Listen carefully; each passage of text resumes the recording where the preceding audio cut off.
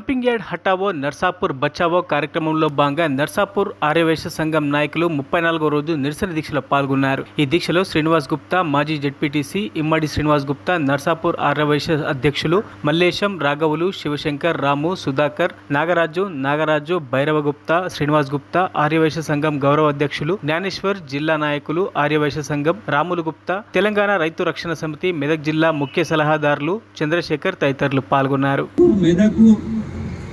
నర్సాపూర్లో ఈ dump yard వేయడం వల్ల చాలా బాధాకరము. నాయకులకు కూడా తోలో పూలు పెట్టారు. ఎందుకంటే ఇప్పుడు ఉమ్మడి మెదక్ జిల్లాలో గజ్వేల్ ఉంది, సిద్దిపేట ఉంది, మెదక్ ఉంది, సంగారెడ్డి ఉంది. ఈ చుట్టుముట్టు ప్రాంతాలు వాళ్ళు మంచిగానే కాపాడుకున్నారు. వాళ్ళ నాయకత్వము అక్కడ ఈ డంపింగ్ యార్డ్ రాకుండా చూసింది. అయితే ఇది నర్సాపూర్లోనే మనకు ఈ పచ్చటి అడవిలో ఈ డంపింగ్ యార్డ్ గురించి మన నాయకులకు తెలియకుండా ఇది వేయడం చాలా బాధాకరము. అయితే ప్రకృతికి సంబంధించినది, అయితే పర్యావరణకు సంబంధించినవి అనుమతులు కేంద్ర ప్రభుత్వము మళ్ళీ రాష్ట్ర ప్రభుత్వాలు అన్ని పరిమితులు అన్ని అనుమతులు ఇచ్చారు. మరి వీళ్ళకి నర్సాపూర్ అడవి పచ్చగా ఉంది, మరి ఇక్కడ పెట్టడానికి వీళ్ళకు ఎట్లా పర్మిషన్లు ఇచ్చారో అర్థం కాదు.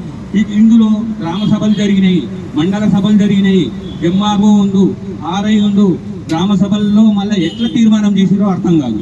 మళ్ళీ ఇంకోటి, ఇది చుట్టుముట్టు పచ్చటి ప్రాంతము ఈ నర్సాపూర్ అడవి. అయితే ఈ చుట్టుముట్టు ఉన్న వాళ్ళకు ఒక కమిటీ వేసిర్రు అక్కడ అడవిలు ఎందుకు పొజిషన్ అప్పచెప్పనికి. అయితే ఈ పొజిషన్ ఎవరు ఉండాలి? చుట్టుముట్టు గ్రామాలు 3 మండలాలకు సంబంధించిన కమిటీ ఉండాలి. ఇందులో వాళ్ళకు సంబంధించిన కమిటీ వేసుకొని చిక్మద్దూర్ అని ఒకటి, మళ్ళీ ఇక్కడ బొత్తపల్లిలో ఒకటి, తర్వాత నల్లవల్లిలో అని మమత అనే ఆమె సంతకాలు పెట్టి పొజిషన్ అప్పచెప్పింది. మరి ఇది అన్ని ఇక్కడ ఉన్న నర్సాపూర్ నాయకులకు తెలియలేదా? మరి పచ్చట అడవి అని తెలియలేదా? మరి ఈ అనుమతులు ఏ ప్రభుత్వం ఇచ్చింది? మరి దీని గురించి ఆలోచించి మన ఎమ్మెల్యే గారు కూడా మొన్న అసెంబ్లీలో వేసింది. అసెంబ్లీలో ఆమె వంతు ఆమె మాట్లాడింది, కానీ అక్కడ చర్చకు రావాలి. మరి ఇక్కడ సాంబశివరావుకు సిపిఎం వాళ్ళు కూడా ఇచ్చారు. వాళ్ళు కూడా 27వ తారీఖు వరకు సభ వేచుకుంటాం. మరి ఇది చర్చ పెట్టాలంటే ప్రతిపక్షం లేవనెత్తాలి. మరి వీళ్ళు ఎందుకు ఒక్కొక్క నాయకులు?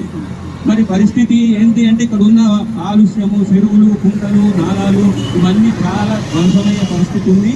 మొత్తం పంటలు పండే పరిస్థితి లేదు. మళ్ళీ ఇక్కడ అభివృద్ధి చెందుతున్న వ్యవసాయము ఇంటి పడుతుంది. మరిన్ని అప్డేట్స్ కోసం మా ఛానల్ని సబ్స్క్రైబ్ చేయండి.